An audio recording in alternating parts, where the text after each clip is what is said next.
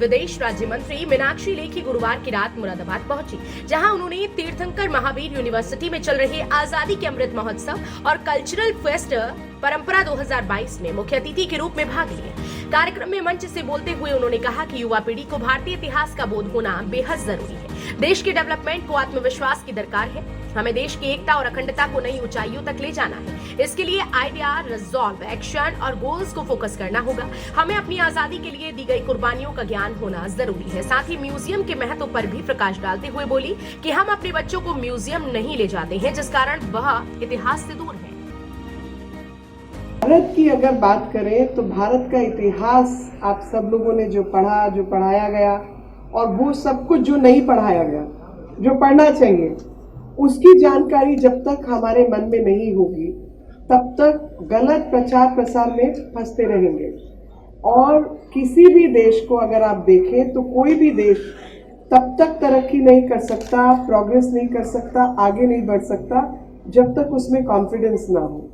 और कॉन्फिडेंस के लिए सबसे ज्यादा जरूरी है एक गौरव की भावना, और गौरव की भावना तब तक नहीं होगी जब तक कि अपने सभ्यता, संस्कृति के बारे में जानकारी नहीं होगी। और इसीलिए सांस्कृतिक महोत्सव अगर किसी भी कॉलेज में शुरू किया जाए तो मैं उसकी सबसे बड़ी सपोर्टर और पक्षधर हूँ।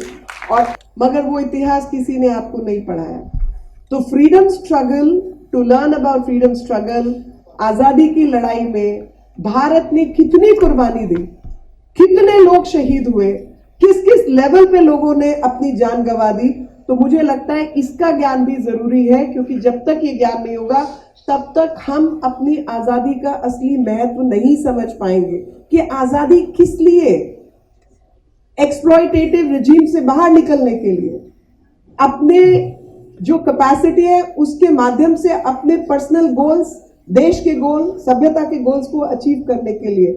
इसीलिए आजादी का अमृत महोत्सव मनाना, फ्रीडम स्ट्रगल के बारे में जानकारी रखना और अपने रिजॉल्व्स को पूर्ति की ओर, गोल्स की ओर लेके जाना बहुत आवश्यक है। आप सबको हृदय से शुभकामनाएं, क्योंकि मुझे पूरा भरोसा है कि ये वाली जो जनरेशन है वो सब अचीव करेगी जो हम अचीव नहीं कर पाए।